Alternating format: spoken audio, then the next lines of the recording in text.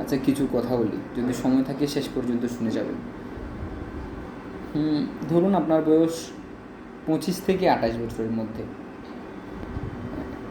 গুটি কয়েক লোক এসে যদি আপনাকে বলে 25 থেকে 28 বছর বয়সের মধ্যে আপনার এখনও কোনো জ্ঞান হয়নি, বুদ্ধি হয়নি, কোনটা ভালো কোনটা খারাপ, which one good for you, which one bad for you, you have no idea, তাহলে এটা কি ভুল নয়? অবশ্যই এটা ভুল। একজন 25 থেকে 28 বছর ছেলেদের মধ্যে অবশ্যই অবশ্যই তাদের মধ্যে ম্যাচুরিটি আসার কথা।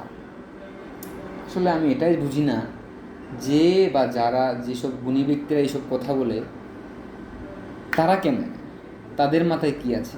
তারা কি নিজেকে নিয়ে একটু ভাবে? তাদের বিচার বুদ্ধির বিচার মানে কীরকম তারা বিচার করে সেটা কি তারা ভাবে? তারাই কি মনে করে নিজেকে?